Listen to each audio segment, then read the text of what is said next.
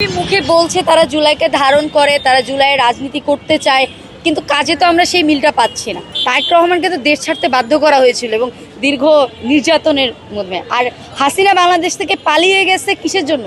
তাকে মেরে ফেলবে উত্তেজিত জনতা, সেই জন্য জুলাইকে ছড়িয়ে দেওয়ার দায়িত্ব পুরো বাংলাদেশের মানুষের। কারণ এই সময়ে এসে জুলাই আমাদেরকে নতুন করে আশা দেখিয়েছে। তো আমার সবার প্রতি আহ্বান থাকবে, সে তার জায়গা থেকে যেন জুলাইকে ছড়িয়ে দেওয়ার কাজটা করে। সে একজন সাধারণ মানুষ হতে পারে, রিক্সাওয়ালা হতে পারে, একজন নাট্যকার হতে পারে, একজন লেখক হতে পারে, কবি হতে পারে।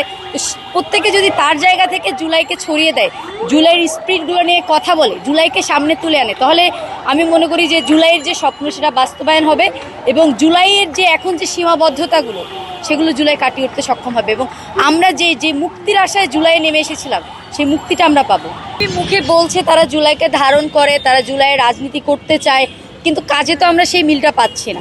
আমরা দেখি যে তারা একদিকে জুলাইয়ের কথা বলে, কিন্তু তাদেরই নির্বাচিত সংসদ সদস্য, তাদেরই কোনো এমপি মন্ত্রী জুলাইকে নিয়ে কটূক্তি করে এবং এটার কিন্তু কোনো সুরাহা হয় না, দল থেকে কিন্তু কোনো ব্যবস্থা নেওয়া হয় না এবং তাদের জুলাইকে নিয়ে যা তা বলার কিন্তু সুযোগটা কিন্তু বিএনপি থেকে দেওয়া হচ্ছে। তো আমরা বাংলাদেশের মানুষরা সন্দিহান আসলে বিএনপি জুলাইকে কতটা ধারণ করে। তবে বাংলাদেশের ভবিষ্যতে যে রাজনীতি সেটা হচ্ছে জুলাইয়ের রাজনীতি। তো জুলাইকে যারা ধারণ করবে না, জুলাইয়ের রাজনীতিটা যারা করবে না, তারা কিন্তু ধীরে ধীরে জনবিমুখ হয়ে যাবে। তারেক রহমান কোন প্রেক্ষিতে বাংলাদেশ ছেড়েছে এবং শেখ হাসিনা কোন প্রেক্ষিতে বাংলাদেশ ছেড়েছে, দুইটা তো আসলে অনেক তফাৎ। তারেক রহমানকে তো দেশ ছাড়তে বাধ্য করা হয়েছিল এবং দীর্ঘ নির্যাতনের মধ্যে। আর হাসিনা বাংলাদেশ থেকে পালিয়ে গেছে কিসের জন্য?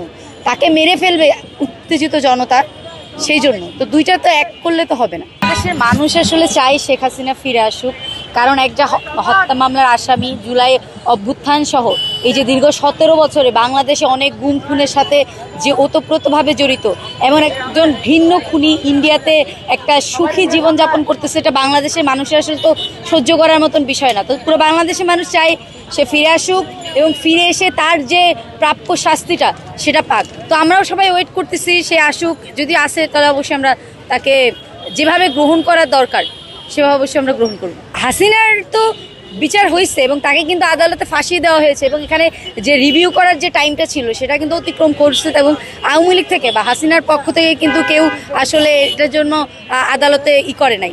তো হচ্ছে যে তার জন্য যে ফাঁসি এটা তো নির্ধারিত হয়ে আছে।